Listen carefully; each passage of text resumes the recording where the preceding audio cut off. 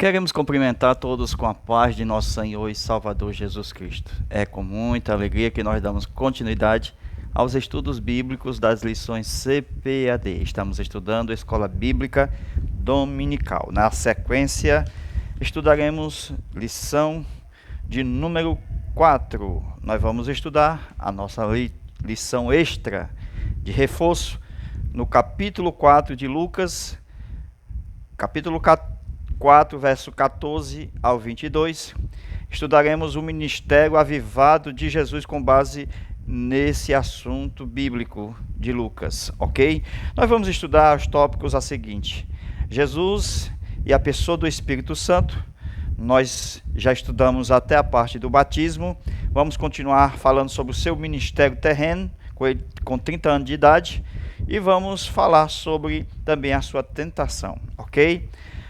Queridos amados irmãos, veja o que diz a nossa lição, a nossa leitura da lição do tópico de número 1 em continuidade. Veja aí. No assunto sobre o Espírito Santo no ministério de Jesus, mostra que Jesus foi ungido pelo Espírito Santo para evangelizar os pobres, a missão de seu ministério. Jesus foi ungido pelo Espírito Santo. Interessante que quando ele nasce, o anjo disse aos pastores: vos nasceu hoje Cristo, o Senhor. Cristo quer dizer ungido, quer dizer que ele nasce ungido. Mas só que no batismo ele também é ungido. Entendeu? Como é que ele nasce ungido e no batismo é ungido? Porque no nascimento o Espírito Santo estava lá. E no batismo o Espírito Santo estava lá.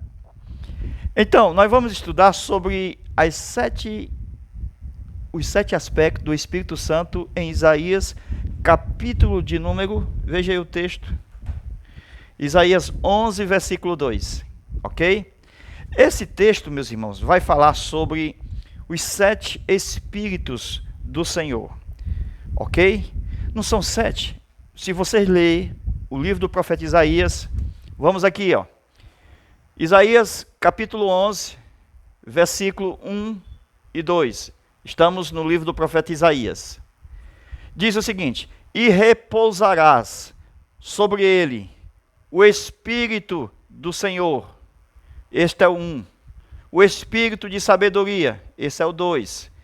O Espírito de inteligência é o 3. Espírito de conselho, 4. Espírito de fortaleza, 5. Espírito de conhecimento, 6. E espírito de temor, 7. Amém? Então veja que esse espírito de fortaleza, ele vai se manifestar na vida de Jesus no deserto. Quando isso? Na tentação. Então no deserto, na tentação de Mateus capítulo 4, o espírito de fortaleza estará com Jesus. Isso é importante, porque aqui nós temos 7 espíritos manifestado na vida de Jesus no seu ministério terreno, dos 30 anos para frente. Ok? Melhor, desde o nascimento, né? Se no nascimento o Espírito já estava lá, e qual era desses 7? Era o primeiro aqui, ó, Espírito do Senhor, o do nome. O nome do menino será chamado Jesus. Ok? Então veja aqui, ó, o de sabedoria, de inteligência, de conselho. Então esse de conselho aqui estaria onde? Nas parábolas, certo? Na interpretação, ensinando aos seus discípulos. Então, percebe-se que no conhecimento aqui, ó, o de inteligência e o de sabedoria sempre estão. Jesus estava junto com os doutores da lei. Isto está registrado quando ele ainda era menino, garoto, adolescente, com 12 anos de idade. Então, qual Espírito Santo se manifestou? Melhor, qual o aspecto desse Espírito Santo se manifestou? Esse aspecto está aqui, ó, sabedoria. Esse aqui foi o que ele estava junto com os doutores. Amém? Glória a Deus. Esse que estava no deserto, precisou também do Espírito de quê? Ó? De inteligência. Esse tanto de inteligência como de fortaleza vai estar junto aonde? Com o Senhor Jesus no deserto. Ele não vai vencer com inteligência e com a palavra, com poder? Amém? Então, o espírito de conselho, esse aqui, ele está nas parábolas ensinadas, né? Conselho por quê? Porque os discípulos receberam a interpretação e também vai estar aonde? Veja, nas bem-aventuranças, Jesus ensinando o Sermão do Monte. Veja que conselho. Então, veja que o espírito de fortaleza serve também na vida do ministério de Cristo para levar a cruz. Foi ele quem levou a cruz, triunfando sobre os principados e potestades. Amém? Veja que o espírito de conhecimento, ele conhecia as intenções dos fariseus e dos principados. E não precisava dizer nada do homem, porque Jesus bem sabia o que havia no homem, espírito de conhecimento. E o favorito, o que Jesus se agarrou para ter os demais, este aqui, o último, espírito de temor. Esse aqui, Jesus agarrou ele. Veja o versículo 2. E deleitarás no espírito do temor do Senhor. Então veja que este, na verdade, o último é o principal, é o primeiro. Aonde nós temos uma grande sabedoria aqui, porque quem tem temor tem sabedoria. Amém? Quem tem temor tem conhecimento. Quem tem temor tem fortaleza, tem conselho, inteligência, Espírito do Senhor. Porque o temor é o princípio da sabedoria. Glória a Deus. Então veja, versículo 2 e verso 3. E deleitar-se-á no espírito do temor do Senhor. Então ele escolheu desses 7 o principal para que os outros se manifestassem a ele. Ok? Glória a Deus. Isso é maravilhoso saber com detalhes. Por quê? Porque o Espírito não vai estar no nascimento. Ele nasceu com o Espírito Santo. Ele nasceu ungido. No dia do batismo o Espírito Santo desceu? Também foi ungido. Isso significa que ele não foi ungido pelos sacerdotes daquela época. E nem mesmo por João Batista. Entendeu? Quem ungiu ele foi o Espírito de Deus, do Senhor. As Marias também, veja que nós temos casos de Marias, e a outra Maria, que ungiu os pés e ungiu a cabeça de Jesus. Uma coisa que nem os sacerdotes fizeram, as Marias, mulheres, fizeram. Isso importa que Jesus disse, esse ato desta mulher vai perpetuar por todo o tempo, porque ela está me ungindo para a minha morte. Glória a Deus. É interessante porque, irmãos, porque nós temos Isaías 61, nós estamos falando sobre o ministério de Jesus, aqui na nossa lição, quando fala o Espírito Santo no ministério de Jesus, ok? Quando ele tinha 30 anos até 33, vamos lá, que ele morre. Isaías, anote aí, capítulo de número 61, verso 1. Nós temos aqui os ministérios previstos em Isaías 61, verso 1. Observa-se, está aqui ele, ó. Esse aqui é o mesmo esse. Verso 1, verso 2. O Espírito de Deus é sobre mim. É, no ministério terreno. Me ungiu. Número 1, para proclamar as boas novas aos aflitos. E enviou-me para proclamar aos quebrantados de coração. Então você pega essa parte aqui e anote bem aqui. Esse é o ministério terreno na terra de Jesus. Em vida, coloca assim, ó, em vida. Por quê? Porque ele vai morrer. E na sua morte vai estar aqui, ó. É o número 2. Em vida, me ungiu até coração. Esse aqui é o ministério em vida. Ele pregando em vida, né, os seus 3 anos de ministério terreno na terra para com os homens. Depois diz o texto, nós estamos falando as fases do ministério terreno, da vida, da morte, ressurreição, vocês vão ver. Número 2, próxima fase. A proclamar liberdade aos cativos que são os presos, e a abertura de prisão aos prisioneiros. Onde é que está isso aqui? Está no texto quando ele fala, lá em Efésios, capítulo 4, versículo 1 em diante, até o 11, e subindo ao alto, né, levou cativo aos cativeiros. Ó, cativo. Quando Jesus desce na parte mais baixa da terra, ele vai até o seio de Abraão. Na verdade, ele vai em todo lugar que se encontra o céu, que é o termo hebraico para exatamente o lugar dos mortos.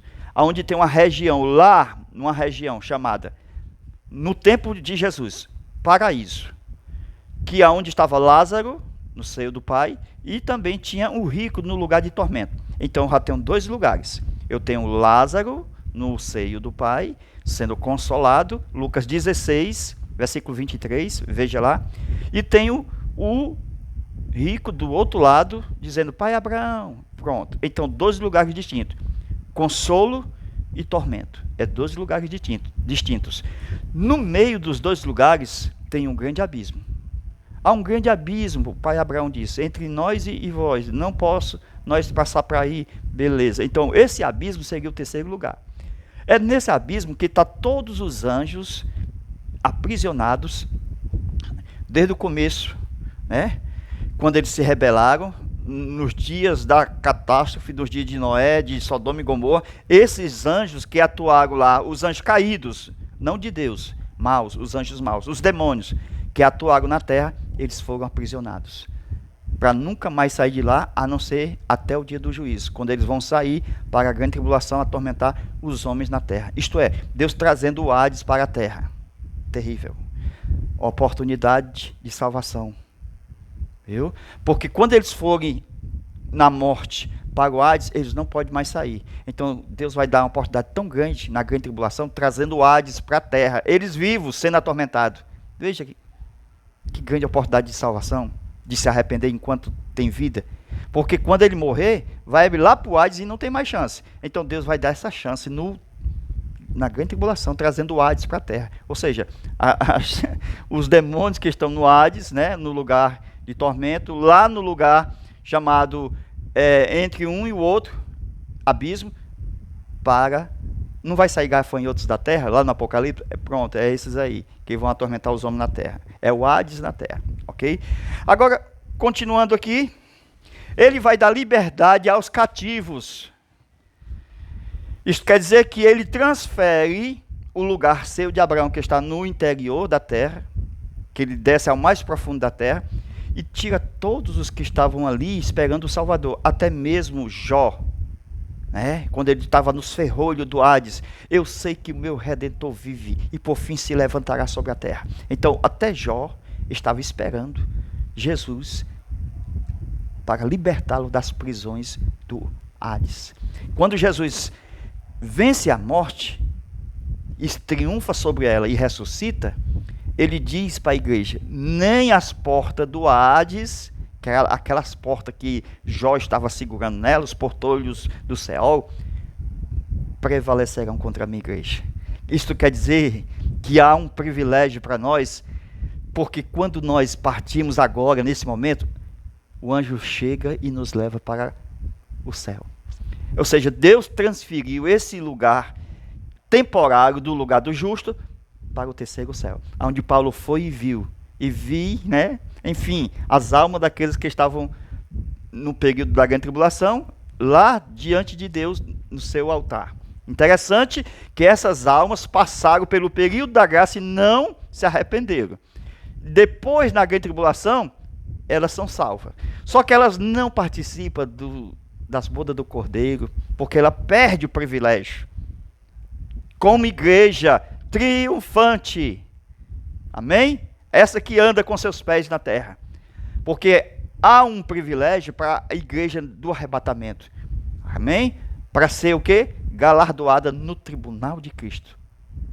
Oh, glória a Deus. Então veja que ele abriu as sepulturas no dia da sua morte. 27 de Mateus, versículos 52 e 53. Muitos dos mortos justos foram retirados de lá. É o que está escrito em Hebreus 12, 22 a 24, que diz que a igreja dos primogênitos escrita nos céus. Quer dizer, essa igreja dos primogênitos estava lá, irmãos. Desde o tempo do primeiro justo, Abel, até os dias da morte de Cristo, saiu a igreja dos primogênitos. Ok? Ou seja, saiu uma turma para mostrar que Jesus tem poder sobre a morte. Glória a Deus. A turma dos justos, todos, amém? Saiu para as mansões celestiais, em carruagens. Então veja que o Senhor foi lá, abriu a prisão, a abertura de prisão aos prisioneiros. Nós estamos em Isaías 61, verso 1 e 2. Quer dizer que esse trabalho aqui foi na sua morte.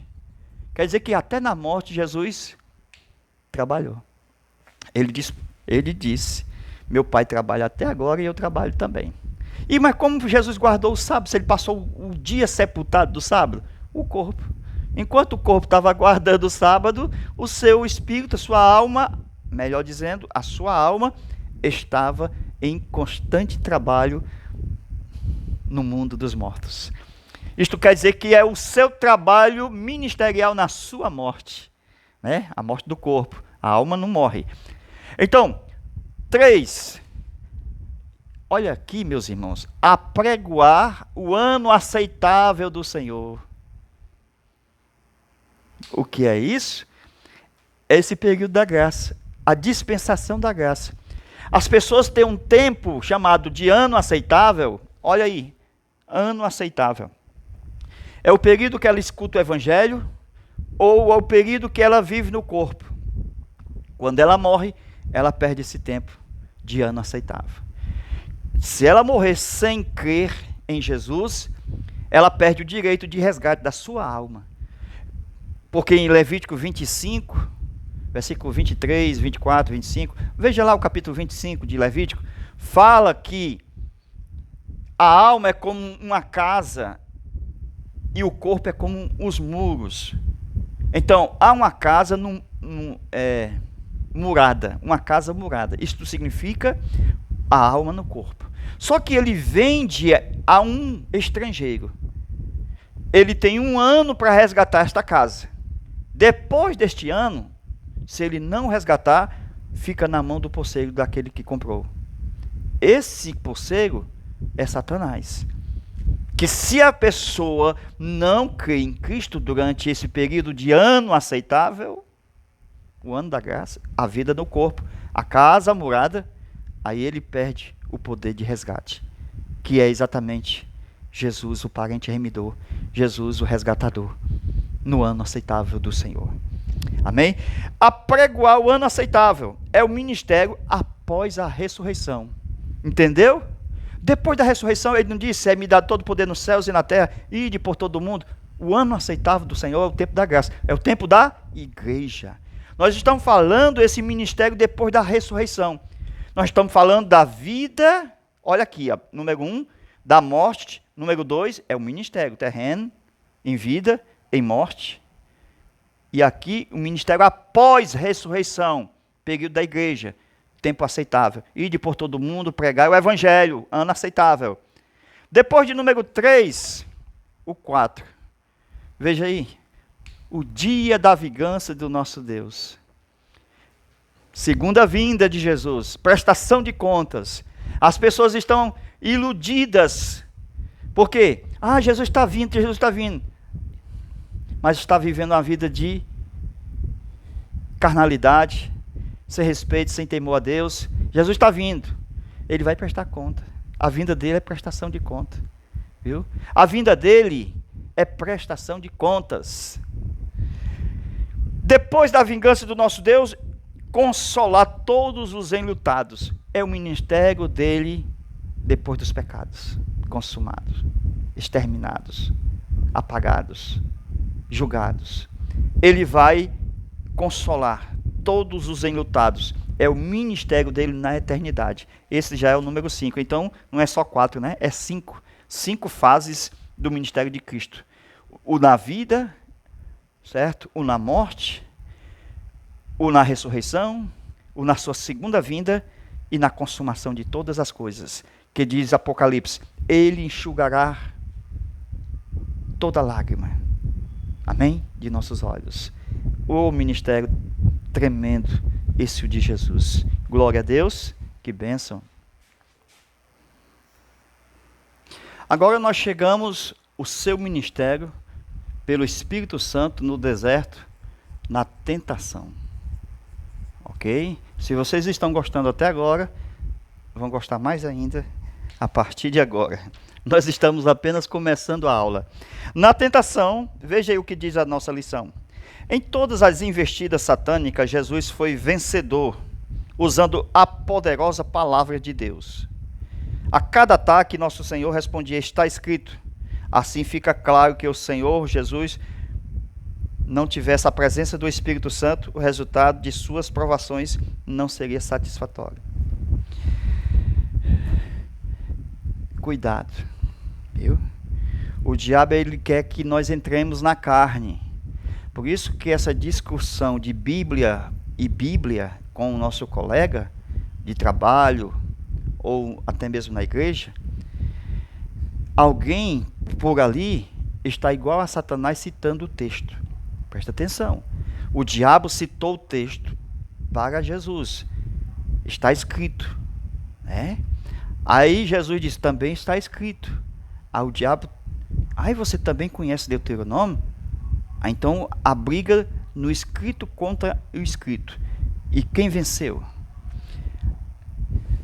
Aquele que tem o poder do Espírito Santo na palavra. Porque se você vive no nível do escrito, você não vence. É a mesma coisa de ter uma Bíblia aberta na sua casa sem ter o Espírito da letra de Deus. Porque a Bíblia em si são palavras, são letras, mas tem um Espírito que vivifica, é o Espírito Santo. E Jesus tinha a letra e tinha o Espírito, porque ele era a palavra. E ele tinha o espírito de fortaleza, de conhecimento, de fortaleza, do temor do Senhor, de poder. Quando ele diz, vai de Satanás, ele não sai a não ser pelo poder. Ele não sai apenas por dizer. Ele sai pelo poder. Então ele respeita o poder na palavra. Por isso, se expulsar o demônio sem poder, ele não sai. Ele apenas vai dizer, eu lhe conheço, o demônio tenha cuidado. Viu? Porque ele envergonha as pessoas que não têm poder. Veja o nosso assunto sobre esse assunto. Jesus não andava com sucesso. Na verdade, ele já era o sucesso de toda a história da terra e nos céus. Glória a Deus. Então, é o sucesso que deve andar com ele. Amém? Jesus não precisava fazer esforço para que o sucesso andasse com ele. A Bíblia fala em Lucas 5, verso 1. Leia o texto de Lucas, capítulo 5, verso 1. Poucos têm essa unção de Jesus para fazer o povo apertar para ouvir a palavra. A intensidade da pregação está no espelho. Se você tem a mensagem e o espelho responde, você está com a palavra. Eu estou dizendo que o espelho é o povo. Nos dias de Neemias e de Esdras, quem tem o nome do livro é Neemias, mas quem é o pregador é o Esdras. Então, o Esdras, quando pregava, o povo respondia, amém, amém. Se o povo não responder nem com um amém, então baixa a cabeça, entrega o microfone, que você não está com a palavra naquele dia. Então, o povo é o nosso espelho. É ele que responde exatamente pelo Espírito a palavra. Porque nós estamos em uma congregação e a palavra não é sua, é de Deus. E o espelho é a igreja. Então percebe-se, meus irmãos, veja aí, Lucas capítulo 4, versículo 1, depois o versículo 4.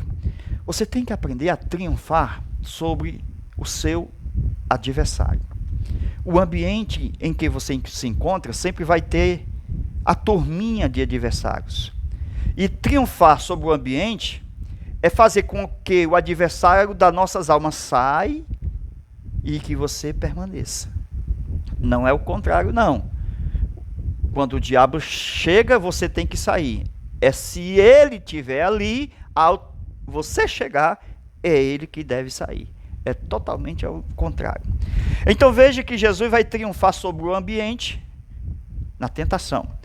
Do deserto ele vai à sinagoga. Veja o capítulo 4 de Lucas. Vai acontecer de igual maneira o que acontece no deserto. Vai acontecer na sinagoga. Só que na sinagoga, o diabo vai estar em pessoas.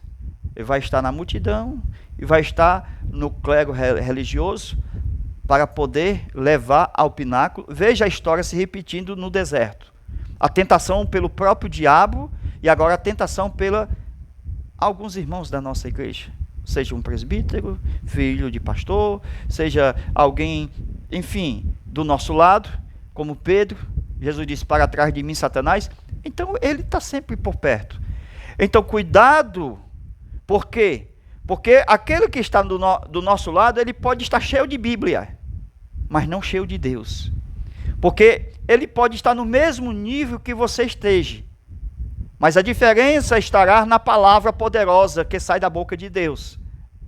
Foi Jesus quem disse. Diferente da palavra que sai da boca de Satanás. Então, tenha cuidado com a Bíblia na mão do diabo. Porque ele vai utilizar para o suicídio. Viu? Interessante essa parte aí. Você já viu aquela questão? Judas Iscariotes, ele vendeu Jesus, ele foi o quê? Se suicidar. Cuidado. Agora presta atenção. Tudo que Jesus sofreu no deserto, vai sofrer também na sinagoga. Não tem diferença. A única diferença é que isso aqui é forte o que eu vou falar. Vocês sabiam que entre Jesus na tentação e Jesus, na tentação no deserto e Jesus na tentação com o povo na sinagoga, o pior foi na sinagoga? Sabe por quê? Porque o diabo, até algum tipo de piedade ele vai ter em relação aos da sinagoga. Porque o diabo, ele respeitará a tua decisão, isto é, o teu livre-arbítrio. Ele vai tentar dizendo o seguinte, pula, e você pula se quiser. Não está escrito que ele diz assim, pula daí para baixo, Jesus, que os seus anjos vão vir, porque vem com ordem para te guardar. Ele usou a Bíblia para Jesus. Só que Jesus sabe discernir a palavra, porque ele é o verbo de Deus. E quando os da sinagoga, aquele lá, que no contexto pode ser um dos nossos irmãos do nosso lado, então cuidado com ele, porque ele está cheio de texto, mas possesso, cheio de Satanás. Por quê? Porque ele vai citar vários textos para te atormentar. Então, esse aqui que está do lado, ele não vai respeitar o seu livre-arbítrio. Esse da sinagoga, os anciãos, os da religião farisaica, levaram até o pináculo, querendo empurrar Jesus, isto é, precipitá-lo. Então o diabo, presta atenção, na tentação no deserto, ele disse assim, pula. O irmão que está do nosso lado, ele empurra. Qual é o pior? Analise. O pior é aquele que deixa você decidir ou aquele que você não tem como decidir? Porque o irmão, ele empurra logo, porque ele é físico. O diabo, ele apenas tenta para você fazer ou não fazer. Mas o irmão, ele nem lhe pergunta nada, ele lhe empurra. Como triunfar sobre Satanás, fazer Satanás sair e você ficar? A primeira tentação está ligada dentro do nível do escrito. O povo está no nível daquilo que nós entendemos das escrituras, do que você lê. Jesus perguntou para aquele mestre da lei, como você a interpreta? Então a questão está na interpretação e não simplesmente na leitura. Então veja que o povo está no nível da leitura, no mesmo ponto de vista de todos na congregação. Todos não lêem a Bíblia, né? Estão todos no mesmo nível de leitura intelectual, educacional. Pois bem, veja que o diabo também estava nesse nível de leitura. Ele conhece a Bíblia, Ele citou o Salmo, ele citou Deuteronômio. Então veja que Jesus vai vencer Satanás não é pelo escrito. Porque quando Jesus disse, olha o texto lá de Mateus 4.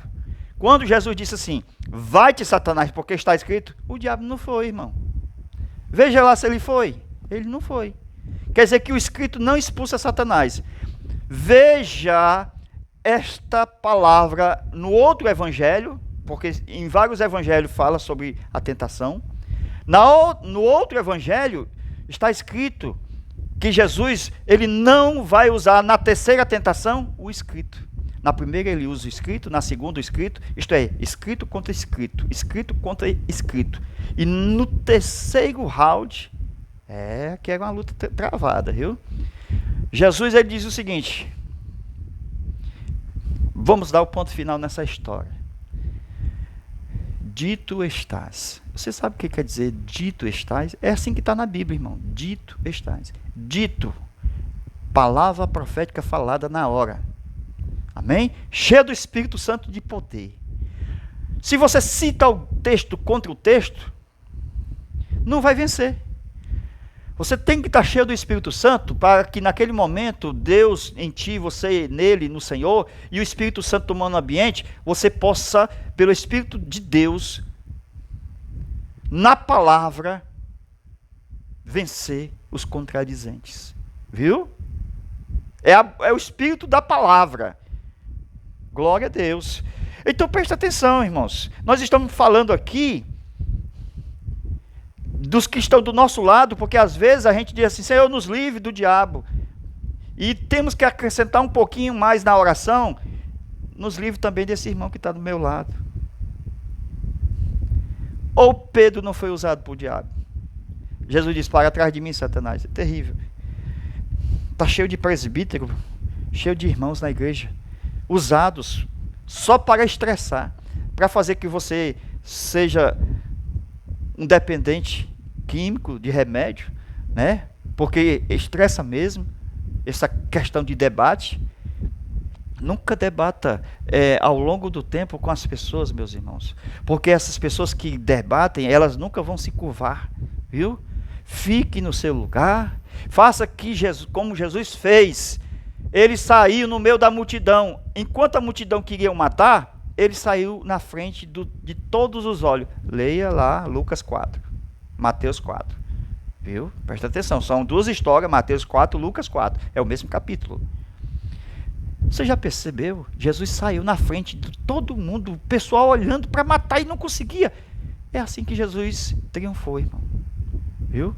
Muitos vão querer prender você em determinado lugar, mas Jesus era livre. Então, seja livre. Faça a obra de Deus livre, sem pressão, sem exatamente o que a maioria quer. Cuidado. O estresse, pressão alta, AVC, morte. Tenha cuidado. Então veja que a diferença aqui está no espírito da letra e não na letra, porque todos podem ter a letra, qualquer pessoa, até o satanista ele tem a letra, ele cita a Bíblia para contradizer os crentes. Jesus entra na sinagoga e o espírito que está na sinagoga é de curiosidade. Lucas 4:20, os olhos de todos na sinagoga estavam fitos nele. Isso aqui é importante, irmão. Como é que Jesus escapa? Todo mundo olhando para Jesus, lá está ele, eu estou vendo ele, e Jesus sai, some, no meio da multidão. Glória a Deus. Então veja, na tentação do capítulo 4 de Lucas, verso 29, levaram para o alto monte, o cume do monte, dali para o precipitá-lo. O que nós estamos vendo é que o diabo está repetindo a tentação do deserto na sinagoga, com a diferença que no deserto era Satanás, e agora é um membro da congregação, mesmo sendo Satanás. Ou seja, é o mesmo Satanás na pessoa. Mateus capítulo 4, verso 9. Pináculo do templo e disse, não é melhor, para dali o precipitá-lo. Então, deixa eu anotar aqui, anote aí também comigo. Mateus, veja aí, capítulo 4, versículo 9, é igual a Mateus, capítulo 4, versículo 29. Veja os dois textos, ok? Vamos lá.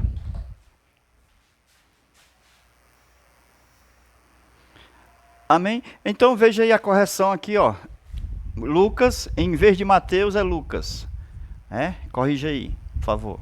Lucas, o primeiro texto, 4 e 9, diz o seguinte: então levou também a Jerusalém e, colocando-se sobre o pináculo do templo, disse-lhe, mais uma vez, colocando sobre o pináculo do templo, lembre-se desta palavra: se tu és o Filho de Deus, lança-te daqui abaixo.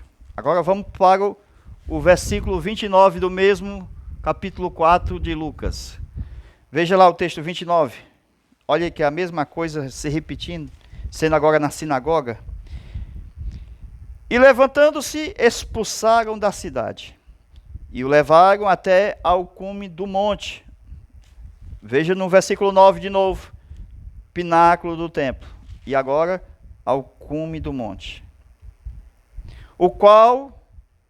sobre a qual a cidade deles estava edificada, para dali o despencarem.